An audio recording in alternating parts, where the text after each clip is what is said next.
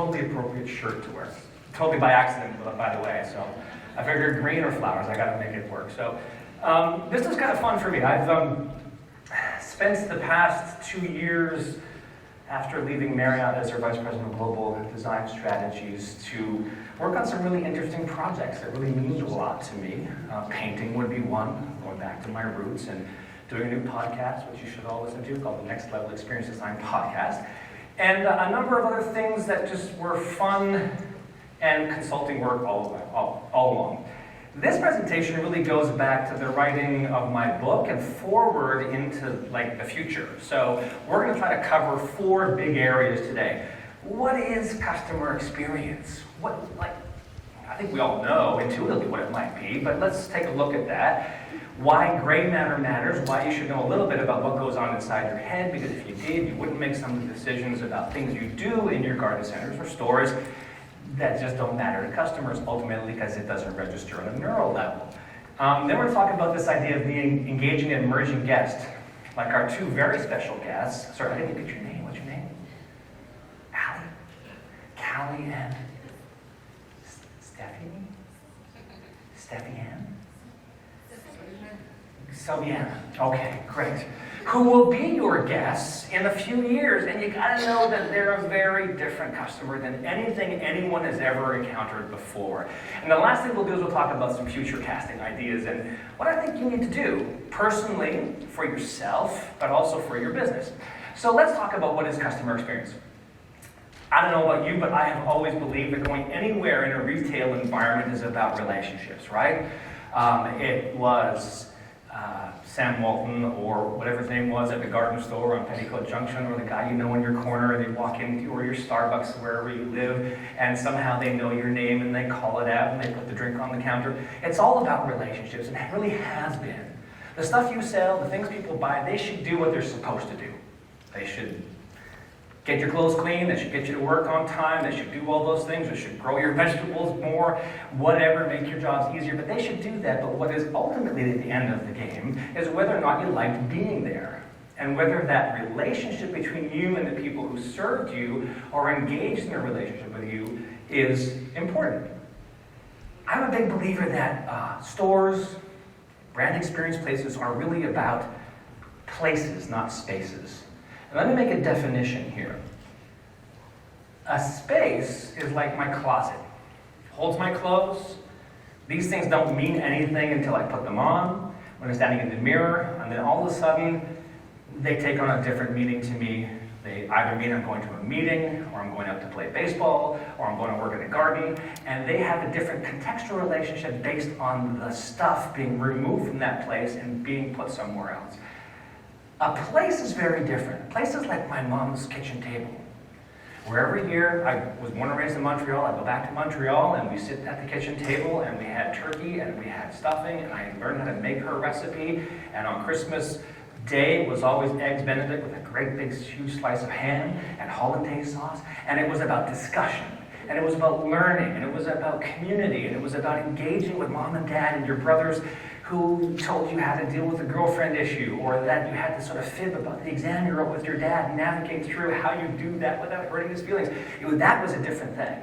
But in that community, place became something that changed the world in which you were. Ritual is really important. And ritual isn't just the habits you have every day, the things you do repeatedly, although that is part of what a ritual is. But ritual is a very different thing. And the things that you do in the sequence of ritual events set up meaning. They set up context. And in some strange way, they allow us to sort of connect to the rest of the week, but also our community, our nation, and I think in some strange sense a cosmological relationship to the universe or to God or something else. It gives you meaning within the context of the whole. And that's what ritual does. And it's very different to watch a ritual happen than to participate in a ritual happen. And when you come to a store or come to any brand experience place, you're participating in. Now, some, mostly men, would prefer to actually just watch from afar while their wives or girlfriends go on and do their things. That's a strange sort of happening. But the reality is that if you sit and watch, you participate as well, but not in an embodied way. And I'm all about the embodied connection to place and how your body and the environment are connected in making meaning for you and understanding what you're doing. The last thing here is story.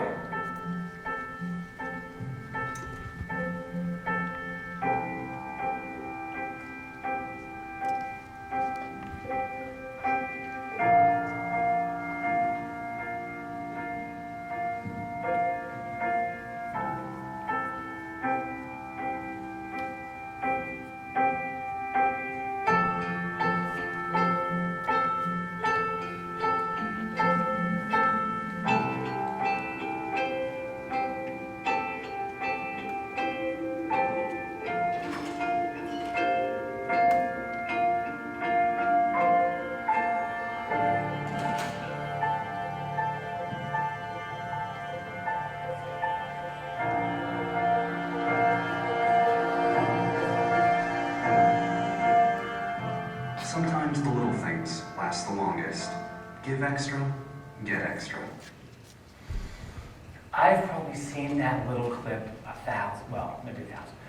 hundreds of times. And there isn't a time that I look at it, and it's one of the shorter ones that I like because it's like a minute long, where I get this little feeling right here in my throat.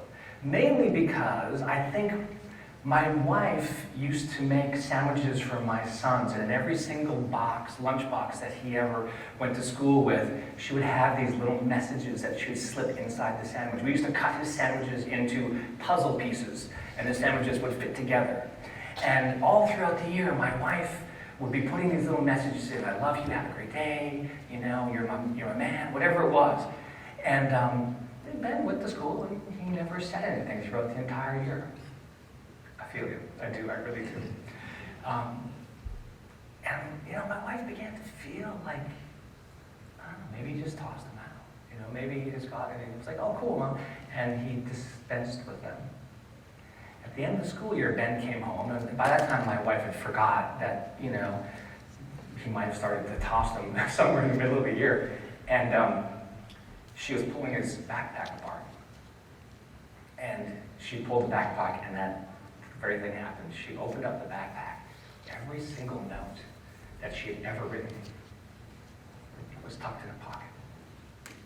And it was amazing. Like I am now, and I don't know why this is the first time I've done this, but it must be early in the morning for me getting choked up like this. Like something wrong with me. But the power story is really important. And that video is out of sequence, and I'm not sure why, but let me just, forgive me folks, let me just see what's going on here. Yeah, it was. We'll come back to it. I'm going to jump ahead. So somehow we just, in our setup, we shifted the slide. Play is another thing. We'll come back to story in a minute. Play is amazing. Because play isn't just about soccer and being on a football field or hitting a home run. Play is something that is directly related to the way we understand experiences in stores and brand experience locations, right? And the reason is this: I'm going to say the word play in every single one of these things, and I want you to think of store. Does that work? All right. Play is deeply participatory, and it's an embodied experience. Openness and acceptance are inherent parts of a playful environment. Play takes place in a space symbolically marked off from instrumental space. Play is entered in voluntarily. You can't be forced into play.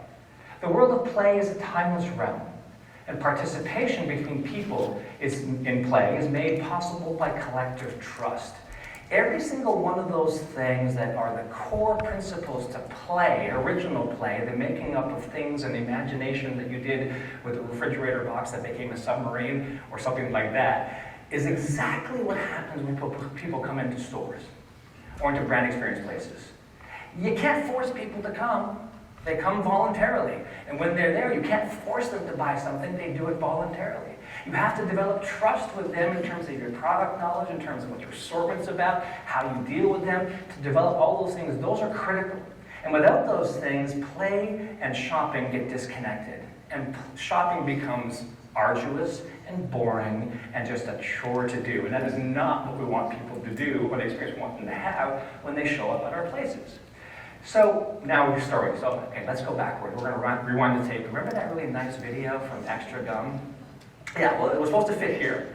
But stories are really, really interesting, because what stories do on a brain level is they activate neural processes and put you in these places of emotion. We had people, sorry, what's your name? Shiloh shed a tear. Great, but that's what stories do. They connect to our neurology, and they release dopamine, they release oxytocin, they release cortisol, they release adrenaline, all those things that when you're watching good stories unfold, you are feeling something. And story is critical. So I can show you this without saying anything, or do this. Right? I could let it play, right? But I think you get the idea. 1976, Steven Spielberg comes out with Jaws. Okay? I was silly, and I went and watched it 6 times.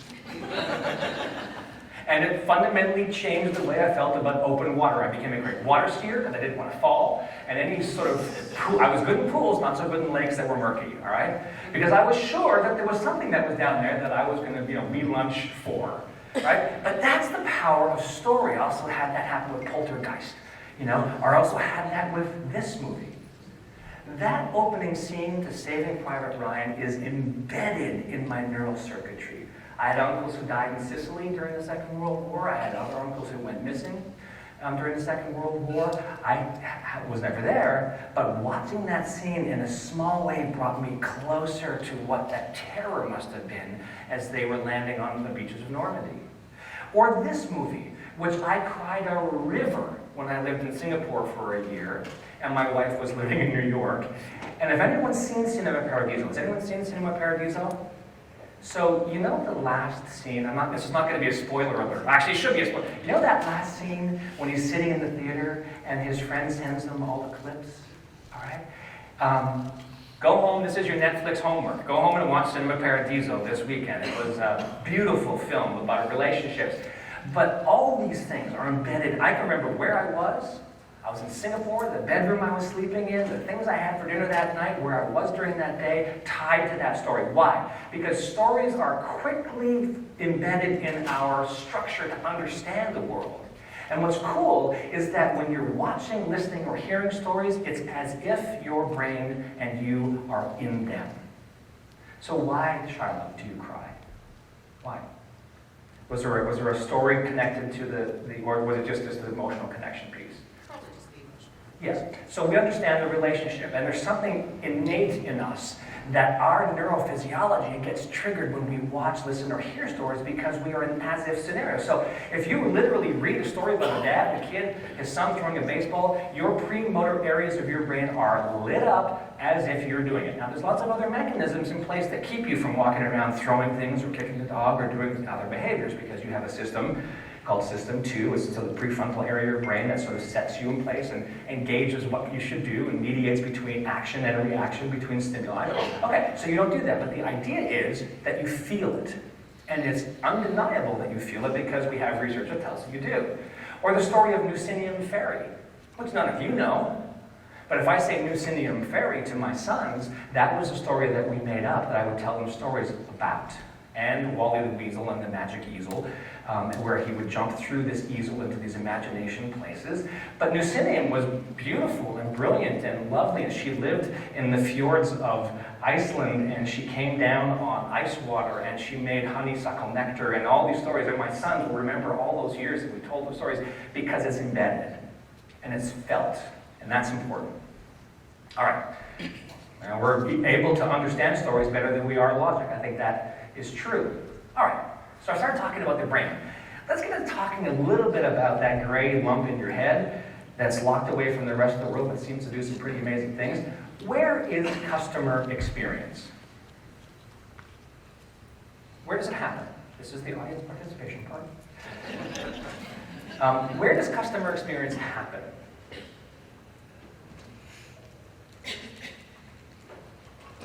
Do I have to start playing the Jeopardy thing? In the store. In the store? That's one answer, yes. Where's another place customer experience happens? Out on the shopping floor. Shopping floor, social media, I heard. Yeah, so that, yes, it happens there in the store. It happens on the shopping floor. It happens in social media, but it ultimately happens here. And without this thing that's 3 pounds of your body mass, but uses 20% of the energy of your body, you don't have anything. Literally, we don't have anything. So here's another question. This is the gift with answer game here. The person who's able to name me 5 things under the hood of your car that make your car run, I give a book to. 5 things. Put up your hand if you think you can do it. 5 component pieces of the engine of your car that makes it run. Yes? Battery, alternator, radiator, timing belt, and serpentine belt. What? Serpentine belt. That runs the entire engine. Is she? Okay, that's the first one I've heard. I gave that test in India. Yes! And India and other places in the world. Never heard of that one. I'm going to have to go. Of course, I don't know what's under the hood of my car anymore anyway. I open it up and it's just this thing, and it doesn't make any sense. There's none of that stuff under there, hardly at all. So that's cool, right? You're good for you. But most of us could, if I gave you some time, could probably write down on a piece of paper 5 things that make the car run, right? Gas would be one. It's not a car part. I've heard people say gas. Okay, so here's question number 2. Name 5 functional areas of your brain that make you run. You're not allowed to answer. All right, 5 functional areas of your brain that make you run. Anyone? Touch. Sorry? Touch. Touch is a sense, but it's not an area of your brain. Okay. This is where I go. Bueller. 5 areas. Isn't that strange? I get to keep the book. All right. I'm going to guess, unless there's a brave soul. There's no one who has a connection to a neuroscientist in the family? Okay. Cerebral cortex, prefrontal cortex, medulla oblongata. That's a Beatles tune. That's not... Good try, but keep going. Okay, I'm gonna do it anyway. All right.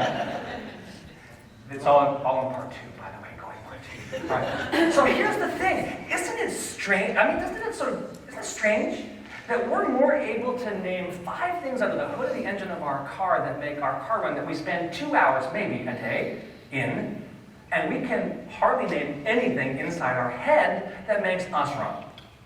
And yet, if we've said that shopping is in people's perception, what are we doing if we don't have a clue what happens inside your head, but we assume that it happens at the cash app and social media, but also inside our head, but we've got no idea what goes on inside our head? To me, that seems to be the largest disconnect ever, right? How could it be? So here's the thing. We're going to run through 5 things that you should know about your brain. There's many, many more. I'm not a neuroscientist. I just happen to have a multi-year fascination in psychology focused before architecture. But here's 5 things. E equals mc squared.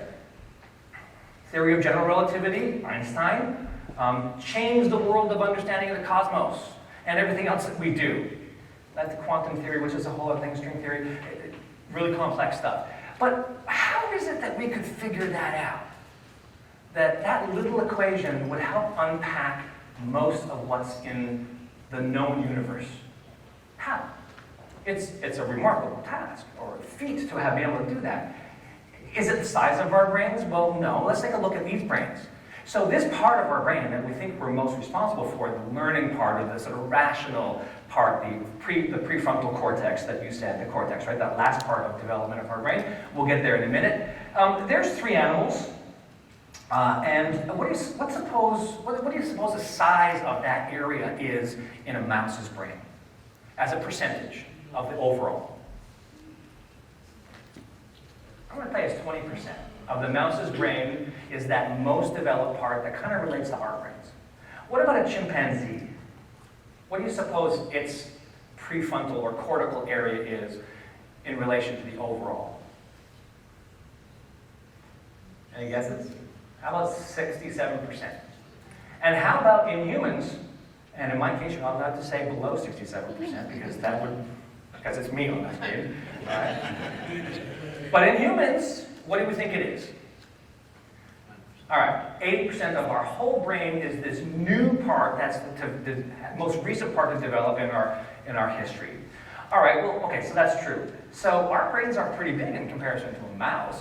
I mean, the area that helps us have higher order thinking that we now know we can do. But then, gosh, you look at elephants and whales. Their brains are way bigger than ours. As a proportion to their body size, they're actually not so far off in terms of size, but they're way bigger than ours. So their brains, it's not brain size that makes us able to solve E equals mc squared. It's something else. And the something else is that prefrontal area, the most developed area, actually occupies about 80% of your entire brain. But it only has 19% of the brain cells in it, in your entire brain. The strange complexity here is that little part at the back of our head on the top of our brain stem called the cerebellum, which is often referred to as the reptilian brain that in our evolutionary history developed, is only 10% of our brain, but has 80% of the neurons in it. What that tells me is the part that is used to keep you standing up, motor control and connected to emotion, has most of the neural density in it. Most of your neurons aren't in the part that developed most recently, it's in the part that has been living there for millions of years. But what is more interesting about our brain in comparison to mice and chimpanzees is that our brain is better connected across the entire brain, all those functional areas that you measured, or that you mentioned. Our brain is better connected. And those connections and neural firing patterns, the ways that the cells connect and fire each other, are responsible for everything you do.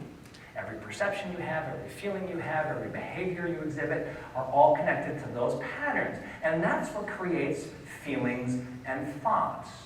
All right? So the challenge is, number 2 on our list of 5 things to remember, is the more you use those neural pathways to do something, the more those pathways are like roads and highways that are resurfaced every year. You know, if the road isn't used, it tends to fall apart. You need to come put some resurfacing on it. And that's what our brain does. The more you do something, think something, behave something, say something, the more you listen to something, the more the neural pathways that connect together to allow you to understand that thing, they're reinforced, they're connected, and they're made stronger. It's called fire together, wire together. Okay? So the more those neurons are firing and the sequences that they're firing in, they connect and you understand better. The flip side of that coin, so for example, here's an example. He won the gold medal at the Olympics in London years ago. He's functionally blind. How do you hit a target 70 feet or whatever it is away when you actually can't see it so well? With an arrow. How? How, for him, is that he did this over 1,500 times a day. And he did this 1,500 times a day. And as he was doing that over and over and over again, his brain was laying down the patterns and body memory to how high his elbow had to be, how much finger stress was in his arm, how this arm was tilted, what his head was like, what the wind was blowing, and he's perceiving all these things in his body, and he's trying to get to the sweet spot of the time where he hit the target last time, with all those things in connection. So he's referencing back to the patterns he's already built down over and over and over again. We all jump when the loud sound goes off over there because over millions of years of history, we've become attuned to things that are not normal. It would be very unusual for right now, all of a sudden a loud noise to happen there or the sprinklers to go off. We would pay attention very, very quickly because we're pattern recognizing machines. And as those patterns are laid down, they create understanding. The flip side of that coin is synaptic pruning, meaning that if you don't use it, you lose it. And you're born with way more neurons in your head than you ever need, but by the time you're 13 or 14, your brain goes on this topiary garden exercise where for the next 10 years or so, it begins trimming away all the stuff it doesn't need because it's not being used.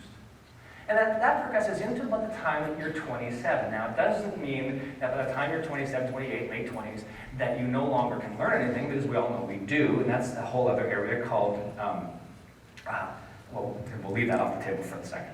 But what it does mean that during a critical period of your development, you're not reinforcing patterns, either through learning or behaviors or other things, to allow yourself to do certain things. It becomes really difficult to do that thing.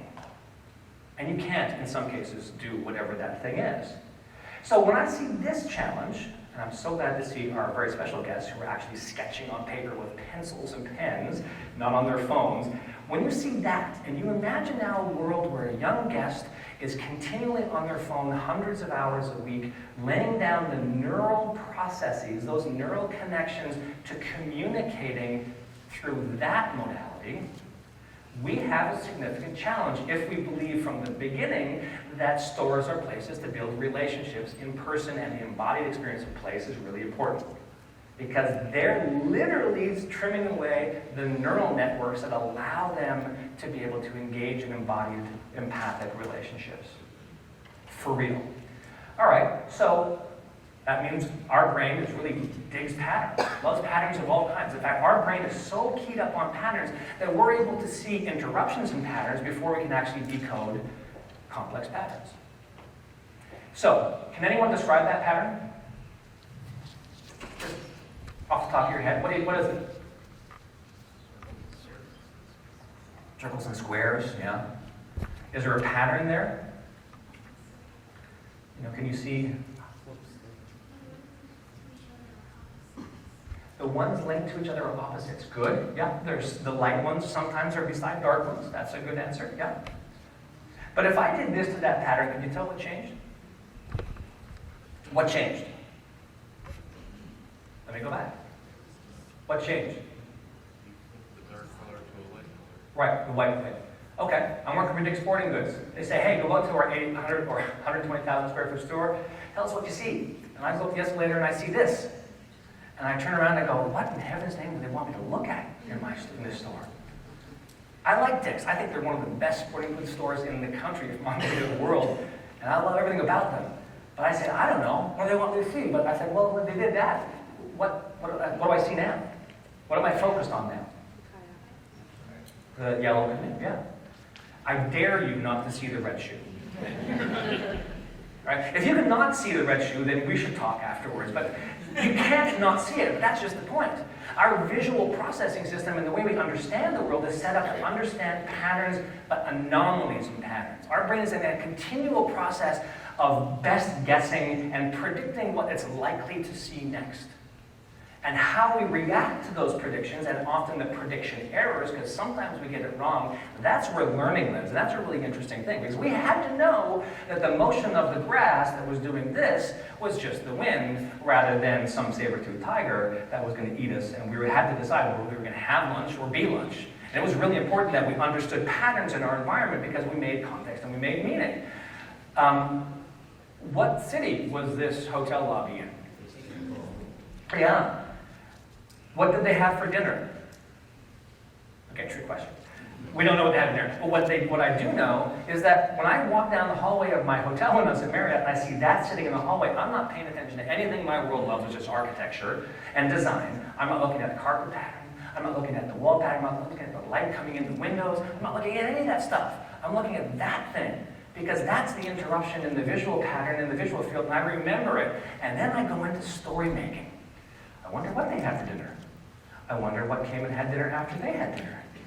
Is there animals underneath that thing? I don't know. How long will it be there? I can't tell. Oh, there's got to be something wrong with the housekeeping around here. Maybe they're understaffed. Is my room going to get... And I go into this cycle of thinking, that's a message sent to me through a visual image. So when you think about being in your stores and your places, you've got to be really tuned into what is the visual world in front of your customers projecting to them, what stories are they making up, what patterns are you interrupting in terms of their flow or their visual processing, their visual fields, to give them a narrative that you want to give them. Number 4, novelty. So we love novelty. The irony here is that we love novelty, because that's the way our brain works. Our brain is continually looking for the novel, the unusual, the ambiguous, the thing that doesn't fit into the pattern. If I had one red rose on my shirt, you would see it. You wouldn't be able to tell how many roses I had or whether there was floral, other kinds of flowers, but you'd pick out the red rose because we love the novelty of experience. And what's interesting is if you put babies into novel experiences and you push things off of tables and they don't just fall, but other things happen like they float. Babies, 18 months old, they're surprised when impossible things happen. When they see some surprising event, they learn new information. When they see something that doesn't match, they choose to explore it. And then they use their very sophisticated knowledge about what they've seen to guide their future learning. Change the word baby for customer. Have you ever had a customer come in that was surprised by something that wasn't supposed to happen, like a tree growing out of the ceiling, upside down? Maybe that would be a cool thing, but they'd be surprised. If something new does happen, they learn more about that, and they go towards it because they need to investigate it because it doesn't fit with the schema, right? The model they've set up in their head for what your store is supposed to be like. If all of a sudden you started having like a huge candy display in the middle of a floral arrangement, that wouldn't match. And so they would likely go to it and learn. But the cool thing about this is that the unusual thing is an opportunity for you to sell a message, to gather attention, to get people focused, and teach them something new. The last thing, mirror neurons. When I look at you, and you're shaking your head, you're kind of giving me a little squinty eye thing, so you're sort of skeptical, and I was smiling. But the thing is that we have this really cool system in our brain, and I want you to watch this little video.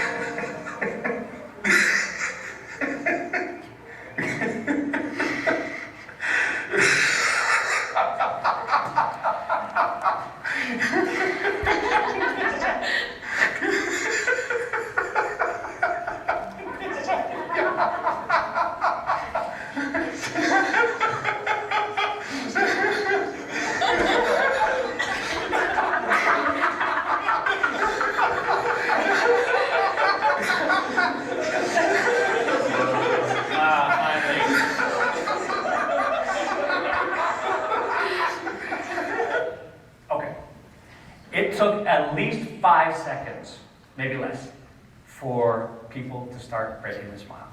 And then even the most skeptical of us, I was watching to see who they might likely be, they finally broke a smile and they engaged with laughter. Why? Because we have a system of neurons in our brain that when I look at you, I'm able to read your face and all of the subtle micro movements of your face, and my brain, if you're happy, my brain is being happy because it's a mirroring effect. This researcher, Giacomo Rizzolatti, had a monkey sitting in a lab, and the monkey was reaching for nuts, and they were measuring activity in the motor cortex, the area of the brain that was related to motion and movement and grasping things. And the monkey was sort of on a break, but the researcher comes in, puts a sandwich on the table, and the researcher reaches for a sandwich, and the monkey's brain is just watching. The monkey's brain lights up as if he was reaching. We discovered that there's a series of neurons in our brain that are directly related to goal-directed behavior, but in animals. But what's different in humans and animals is that monkey see, monkey do. It's related to picking up, grasping those sort of motions and motor behaviors. And in humans, it's about feeling. I can read your feeling by looking at your face. You know the experience of being in the room, the boardroom, or the kitchen, or wherever it was, and someone walks in, and you can feel, by looking at their face, what their sense of affect is, their sense of feeling inside. And what's more is we're able to infer intent. We're able to look at people's faces, body language, and the disposition of how they move, and likely come to some conclusions about what they're going to do next. Animals can't do that. This is where he is not saying, I love you, man. Come over here. Let me give you a hug. I can see you need a hug. And why she is super important at Walmart or any other place, right? And how he will likely not work as a greeter. at Walmart or any other place. And why this, I hope, will never work at Walmart or any other place. Okay? When we replace that human connection with technology and we forget that it's about engaging in relationship, that's a danger zone for me, even though I love technology. Right? So mirror neurons are critical, and be aware of what you're expressing in your face and how you're looking at customers. And you really have to disconnect from the bad drive you had in from work. Because if you project that stress, anxiety, frustration, you will instill stress, frustration, anxiety, fear response, and disconnection and relationships are broken. All right? Mirror neurons are critical. It means that I can't see it. I can't see my cell phone texts and emails. I know they're there. They're somehow in this room. And so are all of yours. And they're floating around here. I can't see it, but I know they're there. In the same way that I can't see that energy pass between me and someone else, but I know it's there because I have a felt body sense that it's there. And you've all been around with people like, that guy's bad energy, man. Yeah, he is bad energy, and guess what? His bad energy is influencing your energy. So if you're in a really crummy relationship, I don't want to go there. If you're in that relationship that isn't working for you, learn what it is that's causing that disconnect. And understand that that disconnect, that feeling of the other is affecting you. And when you get to the sales floor, it's critical to understand that. Because it becomes a chain reaction, right? All right. So we have this young guest. And this young guest is kind of an interesting person because, they have this kind of content pushed towards them every 60 seconds. 3 million, pieces of content shared on Facebook, blah, blah, blah. It's a lot of stuff that people are exposed to. Our brains aren't set up to be able to deal with this kind of thing. For sure they're not. And so what it requires is to understand that there's cautionary tales here. There's a lot of other people who are Gen Zs, other than Greta Thunberg, who brought social or global awareness to the issue of climate change. You're all in the garden industry. There's got to be something in there that you all believe. But there's people who are very socially active. They're very into mindfulness, and they're into wellness, and the whole idea that they're connecting to the world in a different way. They're very interested in social issues, racial issues, and issues about identity and what all of that means, and they're very aware. And they spend sometimes at dinner tables doing this. Except here, the thing isn't there. But when you look at the behavior without the thing, the phone or the tablet or whatever it is, it's just weird behavior. It's strange to think that that's a qualification for social engagement and play. And what it means is that college students graduating today, actually this is an older study, it's 2010, are 40% less empathic than their predecessors. This is a meta-analysis from multiple years of studies about empathy and how it's developed and how it's maintained. 40% less empathic. So when you go back to that picture of those young kids holding the phones doing selfies, part of the precipitous decline is related to the connection and the rise of the internet and social media and cell phones. All right? This was done before the iPhone came in, so you can only imagine iPhones, smartphones, all those kinds of things that now we're on every single day are disconnecting us and likely making us, because we're not nailing down the patterns of behavior to reinforce those neural pathways for empathy and connection and socializing. That becomes a problem if you're in your world, where you're going to say, how do I connect to that guest now?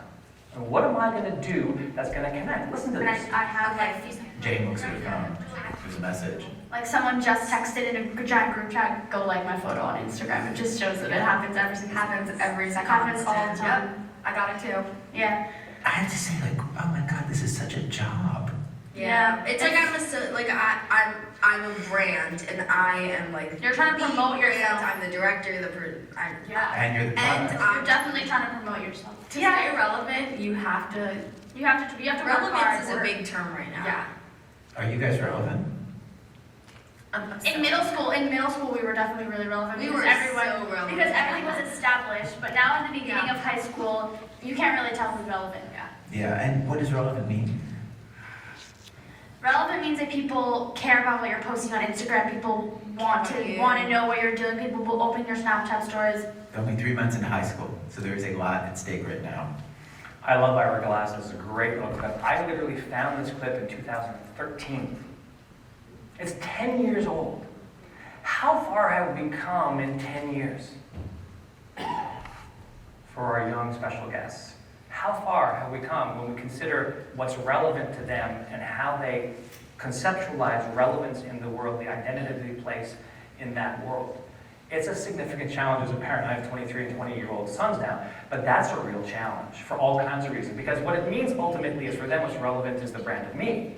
It's about them. It's about the stories they create. And so when Ben was very young, my son, he used to go to Instagram. He was 12 years old, and he was going to Instagram. That's cool. He has way better hair. Mom jeans, not dad jeans, evidently. But this was what Ben would come back after a walk in the forest, and he'd create these things. And he'd post them to Instagram. And I'd say, Ben, what forest were you in? Man, because I had the squirrel with the moss on the log and the flowers and stuff, and that's his world. But what he's doing is he's taking the experience of that trip through the forest and he's recreating it to create story. But he's using digital media to make this story up. So with filters and overlays and collaborating online with other people to send them a half-done piece and the other person adds something in and they send it back. And so it's becomes a collaborative social exercise. And he's creating great content. He's a maker. And we're all makers at heart, for sure. But what they're doing is they're creating content and they're creating context and meaning. So what's relevant to them is what they make and how much they make of it, and how much it's seen, how much it's approved of. So making is a critical part. It's ironic in a way that what you folks provide is stuff for people to go and make stuff. But how much are they making their experience when they're engaging in your locations? What have you set up for them to be able to do so that the journey they go on from when they step on your property to when they leave, they've created a narrative that they own, that you haven't fully manufactured, but you provided the structural framework into which they make stories up. And they make narratives that are meaning because they've created them. So, like this kid who created a pair of shoes at a conference I saw a couple years ago, and the shoes changed colors depending on what he wanted to do. We're not far away from this idea about changing just apparel to environments through the swipe of our phone and the selection of a picture you could take of a carpet and then put it onto the wall in places. It's kind of an amazing thing. So it forces you all to rethink what you're doing from the brand influence thing, because I'm assuming you all have brands. Why? Because brand affiliation used to be based on this inflation of symbolic value over the functional value of things, what the thing meant versus what it does, right? A Maserati or a Lamborghini gets me to the grocery store. But a clunker Volkswagen Bug from 1962 does the same thing, but what it means to me in the projection of my identity outwards is very different than the Lamborghini, right? So, what it means then is that when we see this young group growing, when you're at odds with this cultural shift, you're in real danger. And the danger is because they don't connect value to a legacy story. So if your store has been around for 100 years, especially those brands that have been around for hundreds of years, who rely on that story of, we've been around forever. 1921, my dad came and did this, and then that doesn't matter so much to a younger generation because they can't connect to 1921 because they're living in every single moment of the day built in 30-second clips or 144 character tweets or whatever it is, or a TikTok post that are 30 seconds. That's their world. So what we're seeing is a brand shift focus now away from some of those things to reconnecting with the meaning of our lives. And this is where the pandemic has been a gift for most people. We've had the opportunity to shift.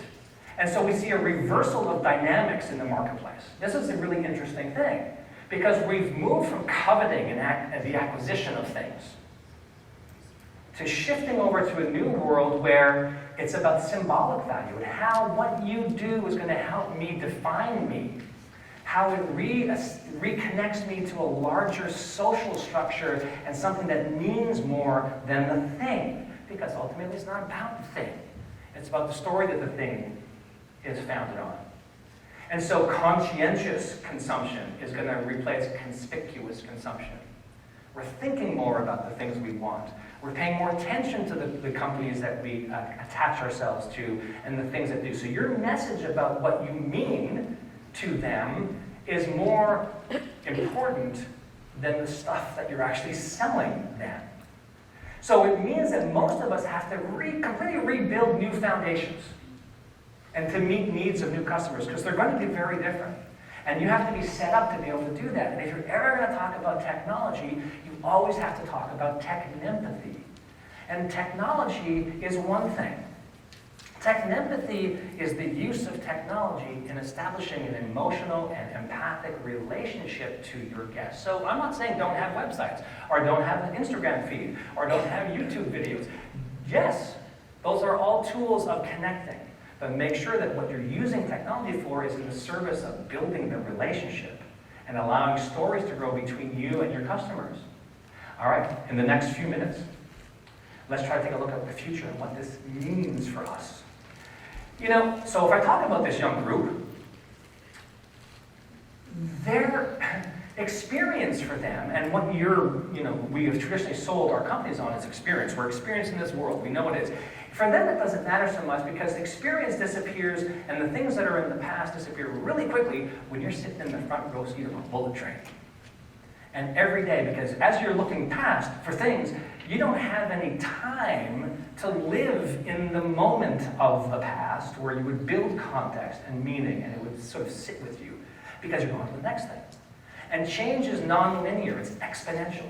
So what we know is that it's going to keep going faster and faster and faster and faster. And that's a real problem because it means that in times of rapid change, experience might just be your worst enemy. The things you think you knew that you held on to so fervently might not matter anymore. And that's like a reckoning to come to grips with. And I don't know about you, but I spent the past 2 years in the pandemic thinking that the game I was playing was football. And then actually, no, it wasn't. It was soccer. And then actually it was hockey. But then I was in a boxing ring. Often I felt like I was in a boxing ring. And then over here I'm in an Aussie rules football. And I kept showing up to the game with my ball. And my ball wasn't doing any good for me on an ice rink. So I don't think it's just that the rules of our game has changed. The game has changed. And it's continually changing. If you keep bringing your favorite ball to an ice rink or to an octagon for UFC fighting, your ball's not going to do you any good. And it's a challenge because here's how many of us have had a significant professional shift in the past 2 years? At least some people, right? I think significant. You all have been working your butts off for 2 years because it's never been as good maybe for you as it has in the past 2 years as ever, because people all of a sudden sort of focused on their homes and gardens. How many of us has felt a sense of disorientation or uncertainty or fear or confusion? Come on, level up, guys, right? We have, right? I don't know what's going on. I don't know, should I get vaxxed, not get vaxxed? Who's going to be vaxxed? Where am I going to go? I'm standing here. Thank you for wearing your mask. I don't know. It's all a mystery to me. But how many have also felt a sense of agency or maybe a sense of power or clarity when we allowed ourselves to sort of feel okay with the fact that we didn't know? Has anyone had that feeling? Has anyone had a sense of like, okay, now I have a sense of clarity about what I need to do? You know, I need to change my business. I need to do this thing. We're going to shift it. We're going to do that. Here's the deal. It's true. Some people don't like change. Challenge is, turns out change doesn't much care. Change is happening, and it's going to steamroll along, and it doesn't matter. So what that means is that we often have a sense of disorientation. I'm sure that in your businesses you felt disorientation and some anxiety. And that's actually okay, because it's built into our neurons. If we know that we don't understand and deal with ambiguity and the anomaly in experience, all of a sudden it's going to create disorientation. It's going to create a sense of fear. And so here, famous quote, fear is the path to the dark side. Oh, no, I have to do it this way. Fear is the path to the dark side. Fear leads to anger. Anger leads to hate. Hate leads to suffering. All right, so there you go. The thing is that fear is actually okay. Because fear is part of the paradox of learning. And this not understanding the world around us in this changing environment is okay, because if you understand that we go towards the unknown because our brain wants to figure out what it is, because in that system we're learning new things and we're discovering, and we have curiosity, On the other hand, we're fearful of that thing because we don't know it so much. So we're in this continual push and pull between whether we should go or whether we should stay. And so we often think about this idea of being in this place of being lost. I don't know about you, I felt lost a lot in this past 2 years. And what we have to do is shift to an idea that we're going to stop feeling uncomfortable with feeling lost and lean into the idea of feeling lost. Because in the business world, being lost generally is unacceptable. Any leadership in any company doesn't often show up at the boardroom and go, I don't know, what are we doing today? Where are we going? I don't know. Bob, got any ideas? No? Okay, no. You don't often see that because leaders have to be calm. They have to be cool. They've got to be, certain in their way that they do things. And so the idea here is that in the end, growth isn't found on easy street. If it was easy every day, you wouldn't grow. Growth is found on the slip and slide bumper car roller coaster of occasionally scary experiences. And I can tell you, in the past 2 years, I've had a lot of occasionally scary experiences of not knowing, and that's okay. So if we're really interested in growing your business, if you're really interested in innovation and creativity and growing to the next step, then you have to lean into this idea that loss and lost aren't the same thing. Loss and lost are not the same thing, although we often conflate the two, meaning we bring them together, that being lost suggests pending loss. That's not necessarily the case. But you have to be curious. And your level of curiosity is built in your brain. And how you get into these places of curiosity and learn to move through this world is really important.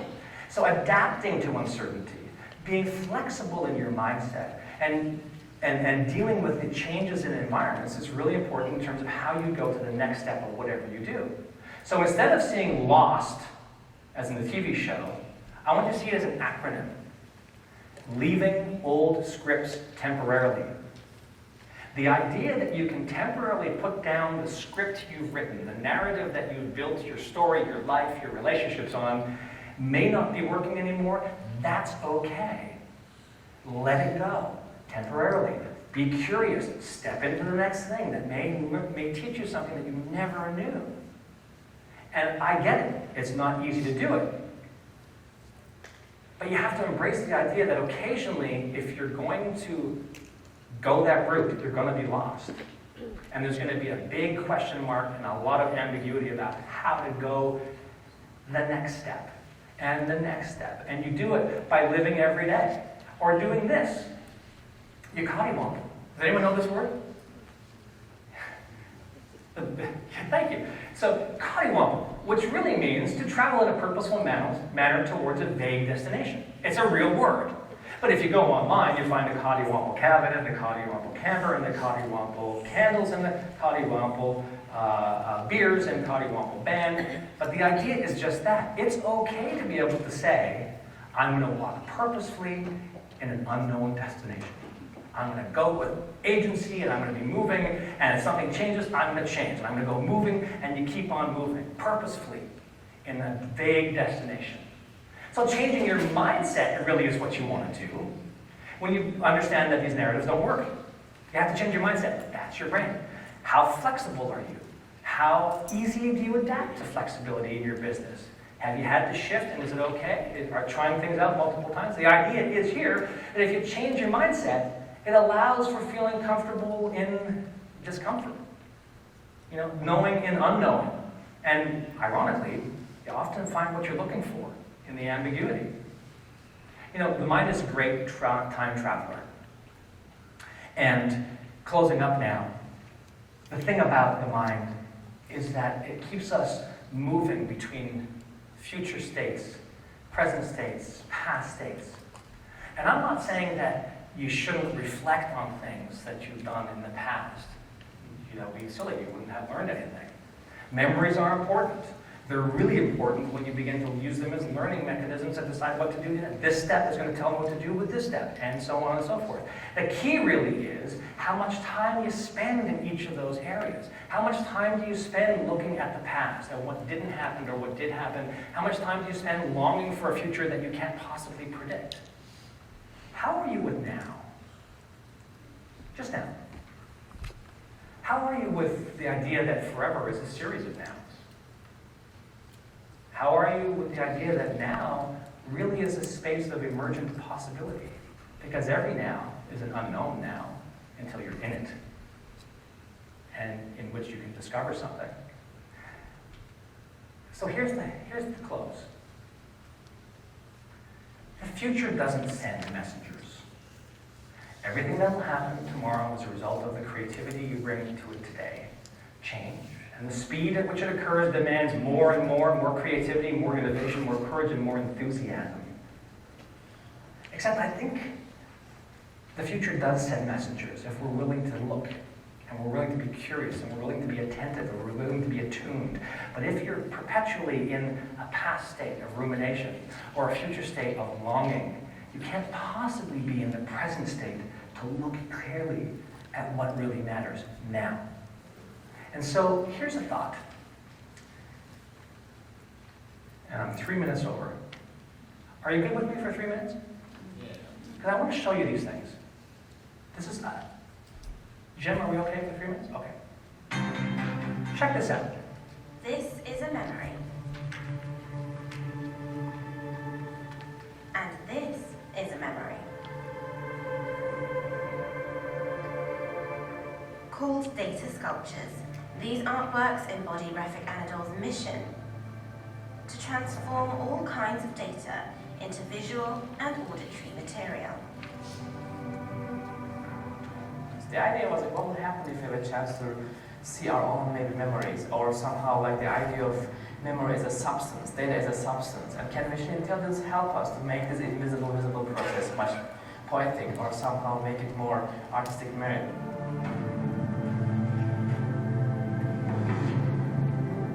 Refik's made use of American research that dates back more than 20 years and 800 memories donated by individuals.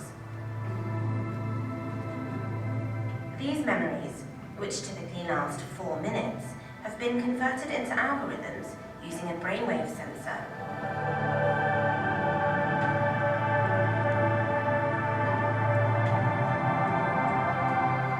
These algorithms become both three-dimensional paintings and audio tracks. In this 3 version, for example, we are seeing 3 different memories and their reactions, and they're completely appearing and disappearing from a brain, or are like so it's completely very poetic and abstraction of the data points. But at the end, I guess the user or the audience can feel or have his or her mnemonics or associations. Okay. When we say the future doesn't send messengers, that's one example where there's a messenger.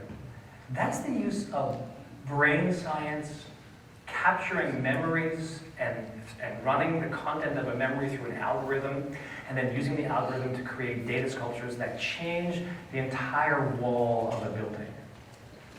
This is a long way away from a garden center. But it's a sign of the things that are coming in terms of the connection between brands, brains, and future placemaking, where my brain is connected to the environment and my memories are changing the physical place. It's a long way away, and I want you to watch this. When your garden center becomes this, what do you do?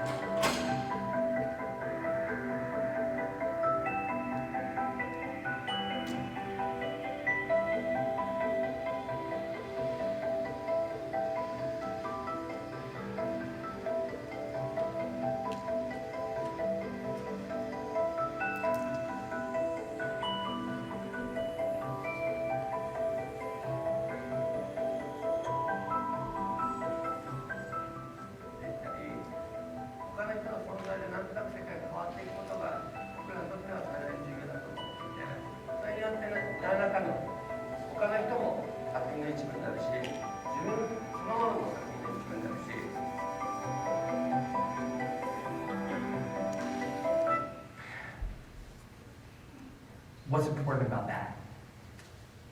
First of all, it's beautiful. I mean, I think if you're in that space, it's beautiful. Second of all, he says, you touch it and it reacts to you. That goes back to the making of story, the fact that I am physically doing something that's changing what happens in my experience. No one experiences that place the same way. No guest walks down the same aisle, looks at the same thing, and has the same opportunity to buy or choose anything that's there. I mean, they're not buying things there, but the idea is similar if you look at the analogy.